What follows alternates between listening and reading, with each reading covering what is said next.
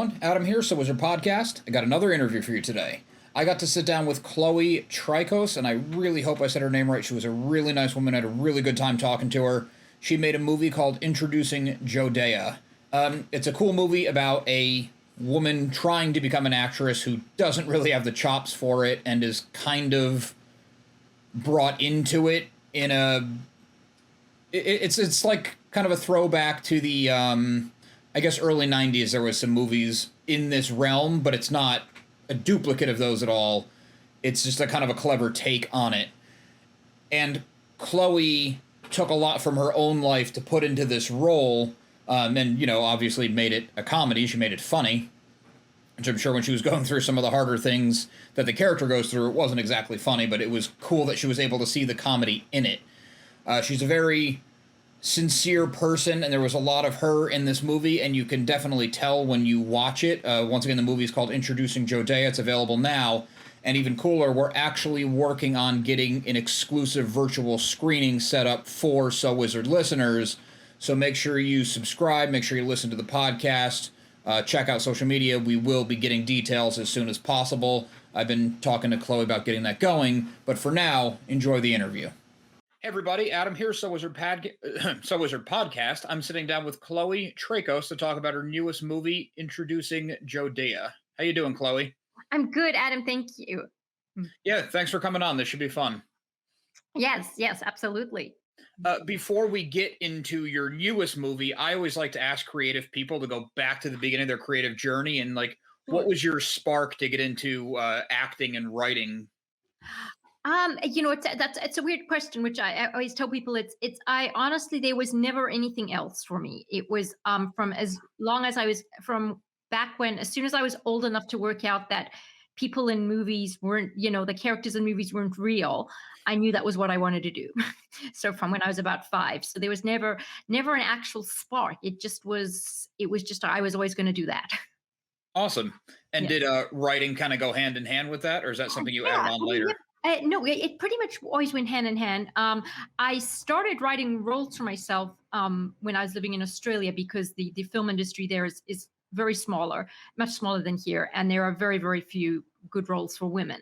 So there was way less opportunity. So that was why I started writing roles for myself. Yeah, but yeah. Okay, cool. Mhm. And that's where you kind of started your career, was in Australia? Yeah, in Australia. Mhm. Were you doing like drama in high school and things like that, or local theater? I mean, I grew up in Zimbabwe, so there was like one theater in the whole town, and yes, I did. I was like a member of that. But they also had, I mean, our high school wasn't really oriented towards the arts, to Hmm. drama. I mean, we had like a school play that was performed in the dining room, and that was just, there was kind of like there were no real drama programs available for us. So yeah, it was something which I had to wait until after school before I did it. It's interesting because you really you didn't have like the support system around you to pursue that at a young age, so you really had to have that drive and keep it alive. Absolutely, absolutely. No, I think it's a good thing, because I think I know of people who had that in school, who had I mean, I've seen some of the high schools here and in Australia, and their theaters are amazing. And I'm like, wow, imagine, having that. And a lot of these kids who did well and shone there kind of have gone into the industry thinking, this is cool, this is easy. And that they've worked, and then like after a year or two, they've dropped out. I think that there's something to be said for growing up without it. You kind of learn to sort of make things happen. That's cool, and I really like that as kind of advice you could give to somebody else who's in a similar situation as you, or maybe they feel like the town they live in or the city they live in. How could this be happening? I'm not in New York. I'm not in LA. How can I do it? And Right. you're saying, do it. Yeah. I mean, you have to do it yourself. It's like, yeah, yeah. In those kind of earlier days when you maybe didn't have an opportunity to act, were you writing short stories, writing scripts, anything like that? I think, well, I think back when I was a teenager, I was mostly writing my journal. It was, like, I mean, it was something, I think, as a teenager, I had very little confidence. It was just, I always wanted to do it, but I wasn't really. And yeah, no, I did write stories. Yeah, that is true. I was writing stories. Yeah. But yeah, but yeah, no, I mean, I look at, as I said, I look at things that are available to teenagers over here, and it's like, wow, this is incredible. Yeah. Yeah, it seems more accessible than ever now with technology and everything. Absolutely, absolutely. And I mean, high school kids like are making films on their phones, and it's great. Yeah, definitely. Mm. So, what was the first kind of big step when it went from desire to actuality? Well, when I was still a student living in Australia, I started up my own theater company. And that was kind of the start of it. I started putting on plays there, and then I wrote my, then I made my first movie. I wish I were Stephanie V, which was made in Australia. Which I wrote. It was just kind of a case of I mean, wanting it to happen so badly, and then I mean, and you go through the regular channels. Like with my first movie, I wrote it, I wanted to star in it, and I kind of went around, to the big Australian producers and the money people, and of course, no one was saying yes. And then it was a case of, well, I can either just sit here and wait forever, and that may still never happen, or I can do it myself. And that was kind of it for me. So that was a my first movie, which was shot on a zero budget, and but we just did it. That's awesome. I always love those stories about just doing it. I mean, it's inspiring to people who like to create, who feel like, how do I start? You're saying Right. just start. I love that. Thank you. Yeah, no, it's true. You have to. It's just, it's such a cutthroat industry. You can't wait around for people to give you a break. It's not going to just happen like that. Right. And no one's going to knock on your door and say, hey, I heard you have a script idea. Let's go. Right, exactly. Or hey, you would be great in my movie. It's just yeah, it's just the way it works. I mean, which is kind of like a Jodea is started. I mean, I first came up with the idea back, when I was literally just out of college, and I was just thinking of, I was just thinking, wow, how nice would it be if, a world famous director drove into the back of my car now? That was how it started, on a fantasy. So it's kind of like, I think it's a fantasy which I think every actor has, or every writer with that they're going to bump into someone, really famous, and they're going to have this opportunity to say to them, can I put me in your movie or whatever? And that's kind of what Jodie is about the ultimate fantasy that everyone dreams of. Yeah, that's cool that you bring that up, because I was going to say, now that I'm talking to you, I see some similarities between you and the character. Not I don't mean that insulting in any way, because I know No, the no, no, idea is she that's fine. starts the movie as Her insulting quirks are all me. Yep. yeah, I meant more the determination and kind of coming from nowhere. I mean, she was a waitress who gets a movie role. It's that Right. kind of traditional story, but not done in a traditional way. So I guess we're jumping ahead a little bit there, but if you wanted to get into more of the inspiration for introducing Jode, I guess some of it was, like you were saying, early fantasies you had about. Yeah, yeah. And some of it was really fantasies, and some of it, a lot of it is based. I mean, it's like taking the real what happens in Hollywood and exaggerating it to a comic level, like the fact that over here you can't get into. I mean, it's impossible to get into one of the big agencies. You can't even get past the guards at the doors. That was why I did that whole routine of Jerry, sneaking in and then getting escorted out by security. Um, so yeah, so a lot of it is based on the stuff that happens. And then I've had agents that say to me, you're not pretty enough, and stuff like that. And I thought, well, I bring the, and I've had people tell me to get breast implants and stuff like that. So I brought all of that in, on a comic level. So yeah, so a lot of it is based on experience. And that was where it came from. I just wanted to make a movie about Hollywood, showing all the flaws about it, and what, and all that, the fake side to it, the kind of the shallow people who just sort of are all about making money and making movies succeed. And then the people who do have a heart and do have their passion, and which is essentially Zach's character. Zach is someone who is has been, he kind of has that Hollywood um jerk mentality to him. I nearly cursed, but I don't know if I'm allowed to. So You can. It's okay. but he but deep inside he is a deep he is a deep person, and and this, and this is what Jodea brings out in him. So yeah, so it's kind of like, so yeah, so yes, there were a lot of ideas which all kind of came, which all kind of came together about, but yeah, but the inspiration was, I mean, a lot of it, was based a lot on my own personal experiences. Yeah, I kind of felt that going through that. I mean, I'm an outsider, of course, so you get these inside glimpses of how Hollywood's perceived. And some movies or shows show it as like it's nothing but glamour and it's amazing, and some shows or movies show it like it's the dregs, it's disgusting. And Mhm. you kind of, you went in the middle. You kind of showed it's a harsh environment without making it so terrible, because you were doing a comedy, of course. But I Yes. really liked how you touched on all those things that you were just mentioning, and they never felt like you were doing a checklist. It just felt natural with the story.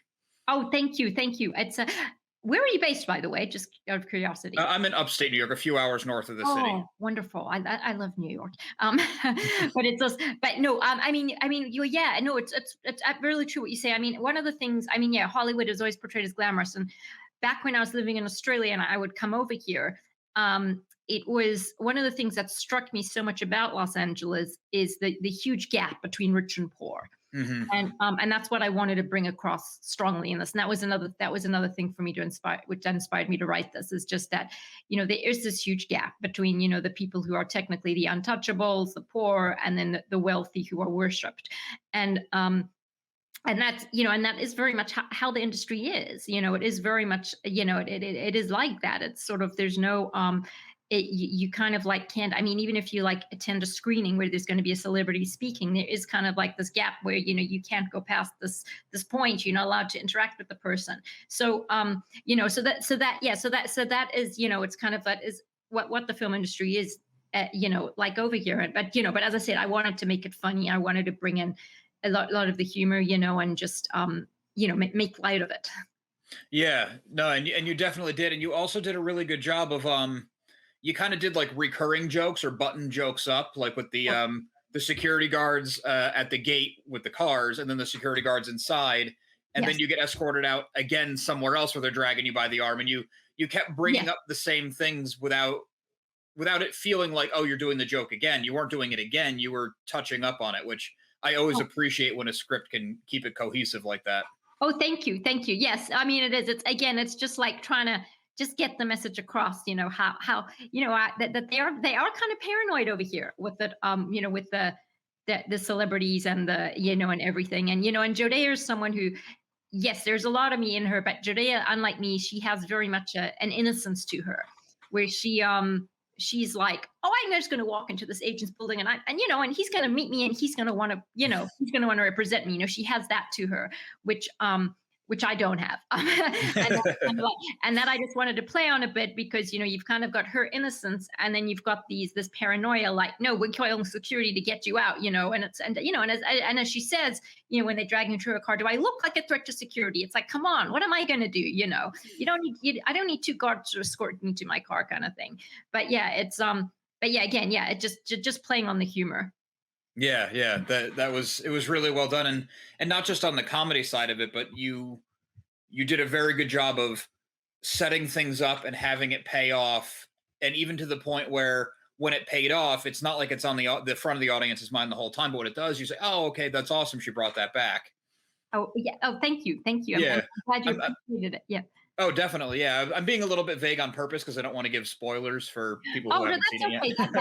That's absolutely okay. Yeah, you're welcome to say. Yeah. All right. So, along with personal experiences and things, what else did you maybe take from life that you put in? Like the kind of friend character is also the landlord. Was he Yes.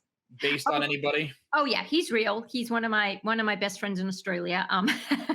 Yeah, and I mean, all my characters are based on real people. It's always how I write. I always like Zach was based on my ex boss in Australia. Um, and yeah, Harold is one of my best friends in Australia, and who's very. I mean, he does stuff that we couldn't even put in the script. He's very much you know, wonderful guy, just has no social cues and just doesn't no filter as well. And that's and that was a tough role to cast because I wanted I wanted Harold to be likable, without without being offensive. I wanted people to see him as he was. He's just this lovable buffoon who doesn't quite get it, and he's trying to be friendly, and he doesn't understand why Jodea keeps telling him to shut up. It's like, um, and so we had the tough time casting that role. A lot of people interpreted him as being gay, and they didn't, and so that a lot of the auditions, they just weren't getting it. And then Ryan came along, and he was just amazing. He just, he completely got the character. And he went into the extent that he was actually reading the book on Moses and monotheism that Harold refers to throughout it. He ordered the book and read it for the, like he totally got into the role. Yep. That's awesome. Yeah. He definitely was a likable character because nothing he ever said, even though it was like a social faux pas or something, it was never malicious. Yes. No, it was just innocence. He's just like, Yeah, it's kind of just like reporting facts. Right. Yep. Exactly. And it's just like, and he doesn't, and even when he's criticizing Zach's movies, it's not like with any malice. He's like, trying to help him. He's like, your movie's very inaccurate. You really need to do this. It just. Yeah. I mean, he's kind of missing the point that that's not the point of the movie, but at the same time, be accurate. Yeah. Like, I thought that was funny. Yeah. And he was really hung up on the accuracy thing. Yeah. No. I'm glad you got that. I mean, Harold is my favorite character, and we were so lucky to find Ryan because he did do that character justice. He was amazing. You mentioned that a lot of the people who came in to do the reading assumed the character was gay. Yes. Did you have to add scenes in earlier on to establish that he wasn't, just for the story payoff later? No. The whole Harold secretly being in love with Jodea was always a part of it. And it was, and again, another, scene which I'd like to think is humorous, even though it's kind of sad at the time when she's saying, look, Harold, I'm not in love with you, and he keeps arguing with her. Well, why can't you be in love with me, kind of thing, So no, that was always a part of it. But yeah, no, just for the, that was, but no, for the, I mean, the scenes, the sides we gave the actors, I can't remember which scenes, they were just different. I can't remember what we gave them, but it was just, but just for some reason, I don't know where it came. I don't know what we said in the breakdown that gave them that idea, but it was just how they all seemed to interpret Harold. That's interesting. So I guess they didn't have the full script, because I thought it was like right after he shows up and he had the prop gun that he was all excited about. Yes. And then you guys hang out for a while. I was like, oh, okay, he's definitely into her, and she's either not seeing it or just doesn't feel the same way, but doesn't want to shoot him down. Right. It's like, yeah, I mean, I think it's, I mean, I think, it's like, that's good you picked up on it. I mean, one worry I do have still, and I have actually had people who've seen the film who've given me this feedback is, well, why doesn't she end up with Harold? Because he is, he is incredibly likable. And I know that there will be people who will see it and will want that to happen because he is a sweetheart. So, I mean, we have, Harold ending up with Sandra in the end, which I think is also a very cute touch. But no, it's, it's interesting because, and that's pretty good that you picked up on it, because it was, to me, it's not, at that point in the story, it's not obvious that he likes her, but, I think, but then it's pretty good when you can pick up on stuff like that early on. Yeah, it wasn't so over. Like, if it never came up again, it's not like I would have been like, oh, that's a huge plot hole. Why did they, but I kind of got the vibe from him, which I thought was good. And I think Jodea does a good job at the end of the movie explaining those scenarios as to why it doesn't work out. It's like, yes, maybe on paper this makes sense. Maybe on paper we like the same things, but it's just that spark's not there. Right. Exactly. Yes. I mean, yes. That, and that's, then that's kind of like, which is just another thing I wanted to bring across, because that's Harold's reasoning is like, well, you like movies. You like movies. I like movies. Why can't we be together? It's just, and it's, and it's kind of sweet in a way that's the way he sees it. That's the way he reasons with it. I mean, people have asked me about a sequel, and I said, and I was talking about this with Ryan, is that I think a great sequel would be, called Introducing Harold, which is one where we have Jodea coaching Harold as he's dating Sandra because he keeps messing up with her family, which I think could be very cute and funny. And because I personally, he is my favorite character. I think, and I'm hoping people will like him because I think if there is a sequel, it should be about him. That's an interesting thought. I like that. When you first mentioned the word sequel, my mind kind of.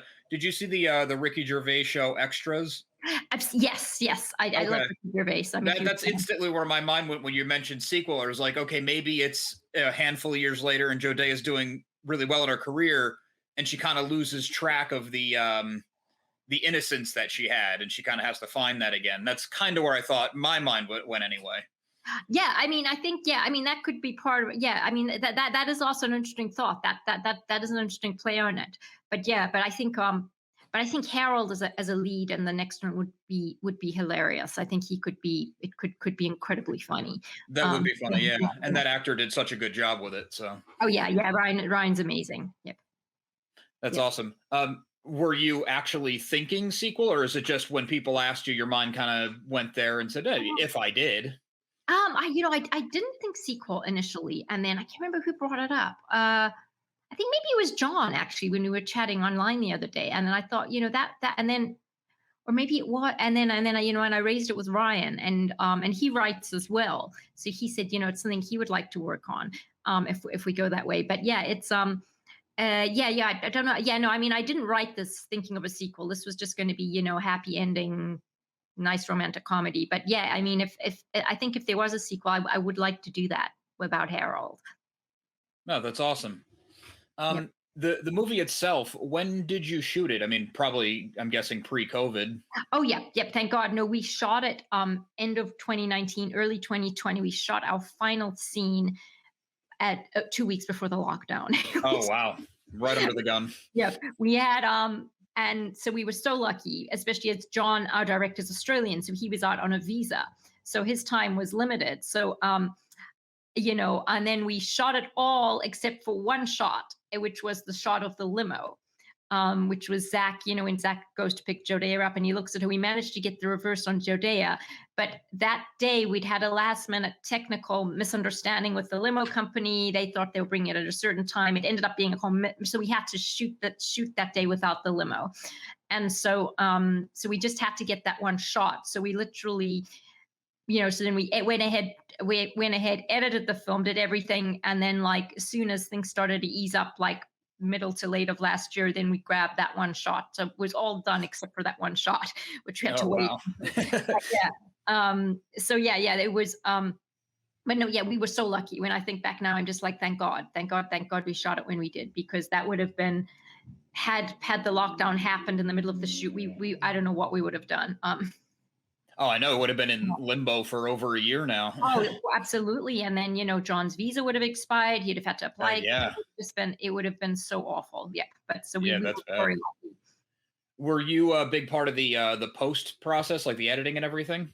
Yeah, John was the editor. He's a brilliant director and also an amazing editor. So I wanted him to do both. Yeah, no, we did. He would show me, after, it was like, yeah, he would show it to me, and then we would make notes together, and then, show it to a few people, get feedback. But yeah, no, I was a part of that. Yeah. That's awesome. And you were able to do that Zoom or meetings like this, I'm Yeah, guessing.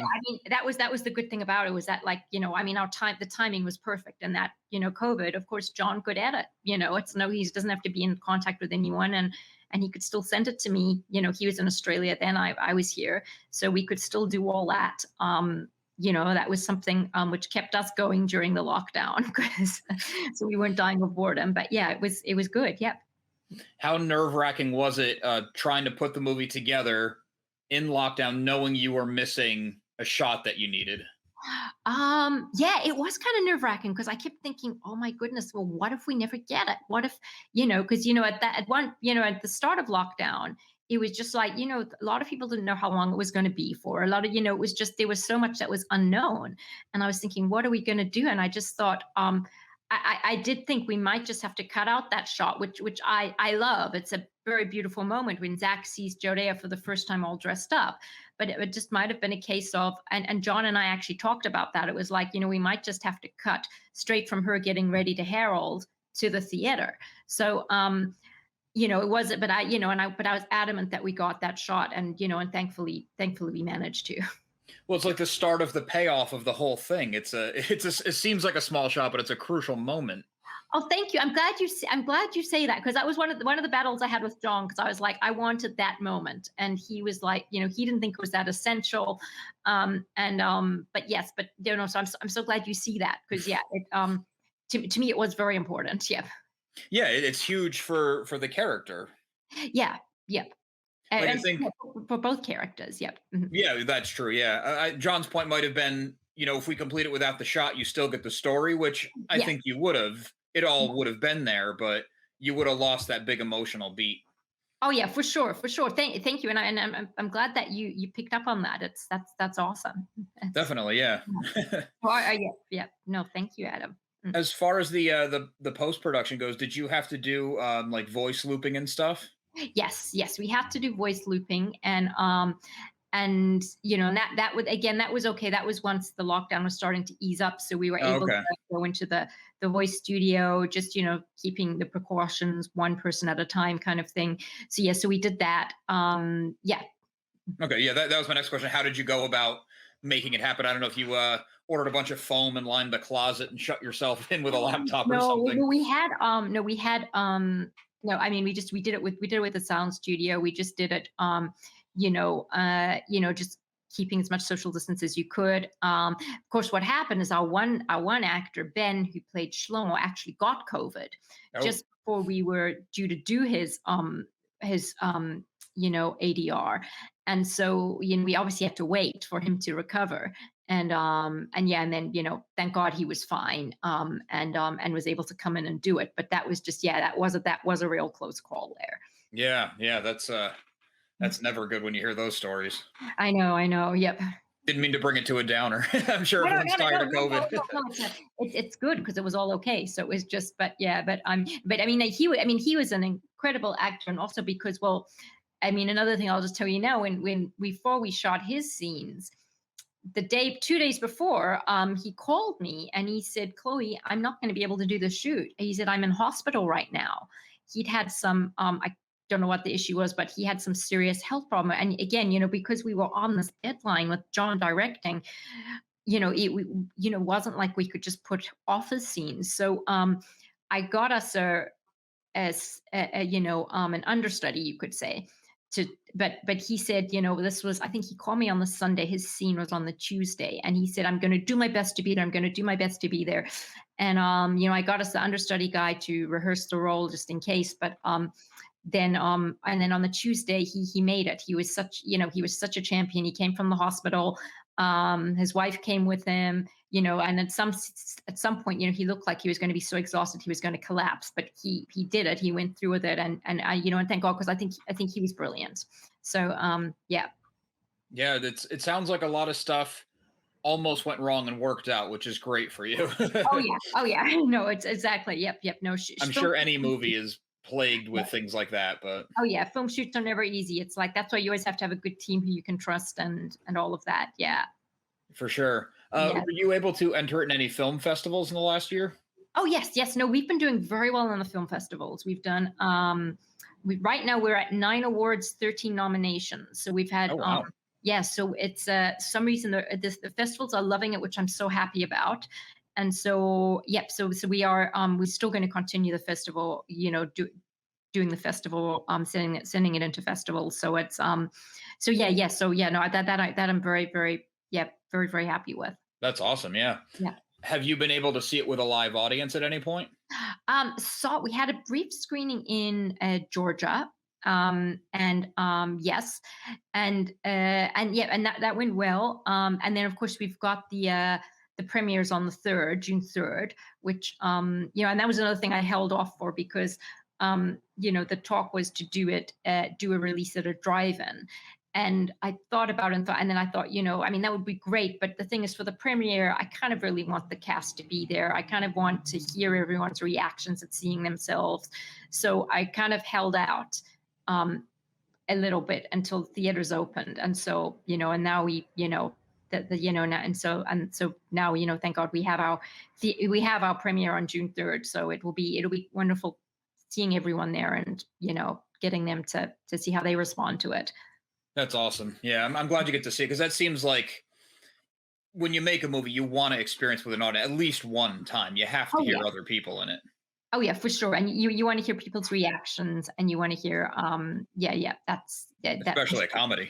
Yes, absolutely. You want to see where people laugh, and what works, what doesn't. It's kind of, I mean, it's funny. My we did the picture edit before we even got the sound attached, and you pretty much, I mean, I don't know how much you know about the process of filmmaking, but you kind of like have to get the picture locked down before you get the sound put in. Mhm. So before we did the final locking down of the picture, I said to John, look, I'm going to show it to my husband, because my husband is not a romantic comedy guy. He hates romantic comedies. I have to drag him to see them. But I figured, you know what, if anyone's going to be able to give me brutal criticism, it's going to be him. And so the day we chose, a day I said to him, we're going to be watching my movie tonight. He'd had a really bad day. He was in a really, really foul mood. And I'm just sitting there going, maybe I shouldn't make him sit through this. And, and for the first half, he starts complaining that I can't hardly hear anything. This sounds terrible. Because at this stage, we didn't have the soundtrack. We didn't have, we had none of the music, none of the songs. He literally was just singing it. And the sound wasn't great in parts. And I just sat there and thinking, oh, this was a mistake. I should never have done this. And then after about half an hour in the scene when Harold is in Jodea's trailer and he wants to show her the poster he got, my husband cracked a smile, and I thought, this is good. I thought, then I got him. Then he was laughing out loud eventually. I thought, this is good. This is someone who hates romantic comedies, and it's not even finished. It doesn't even have the proper sound, and he's laughing. That's a good sign. So, so hopefully, when it is a full audience, we'll have some good reactions. That's awesome. Yeah, if you can crack him, then when you have your audience, it's going to work out. Oh, absolutely. Yeah. I mean, that was how I saw it. I thought this is going to be trial by fire, but Mhm. he's never polite. It's your husband. He doesn't have to be polite to me. But, he's always brutally honest. And two, it was a genre he hated. And and three, it wasn't even properly finished. And he was laughing. And so it was all. So that was kind of like my sign that maybe this is going to be okay. Yeah, definitely. That's Yeah. awesome. Do you want to tell everybody where they're going to be able to see it on June 4th? Sure. So it's running June 4th at Lamley Theaters, and it's also running as part of their virtual screenings. So you can either book if you go onto the Lamley Theater website, you can book to either go and see it in person or attend one of the virtual screenings. So that's where you can find it. Awesome. And do you want to tell people where they can find more of you online? Anything you want to plug? Yeah, sure. I mean, I think if you just Google my name, I mean, my last movie, Devil's Cove, is available on Tubi, Hulu, Amazon. You can just, I mean, and yeah, I mean, with, there's always I have my Facebook page. I'm on Instagram. You can just look me up. I'm all over the internet. Yeah. Awesome. Well, thanks again for taking the time to come on and talk about your movie and your path to get there. It was a lot of fun. I hope people check it out. Thank you, Adam. No, thanks a lot. I really appreciate it. Definitely. Thanks again. Have a good one. You too. I wanted to thank Chloe one more time for coming on the show to talk to us about her new movie, Introducing Jodea. It is available now, but we are also working on an exclusive screening for So Wizard listeners. We will keep you posted, and thank you, Chloe, big time for that as well. I think it's really cool when people take their personal lives and turn them into art like this. It's a great watch. It's a lot of fun, and you can tell that it comes from an honest place. Once again, make sure to like and subscribe to the channel. As I said, we got the exclusive screener coming your way, but we're also got more new movie coverage, more interviews, more unboxings, more of everything you're not going to want to miss out. Make sure you listen to So Wizard Podcast every single week, wherever you get your podcasts. SoWizardPodcast.com is your resource for reviews, recommendations, merchandise, videos, and more. So Wizard Podcast can be found on Patreon, where for as little as $1 a month, you get multiple monthly bonus shows. We love hearing feedback, so drop us a note in the comments, leave us something on social media. All of our accounts can be found after the show and in the show notes. And on a more personal note, a friend and I released a comic book at the beginning of this year. It's called Social Studies, and I made this cool teaser ad to show it off. Enjoy.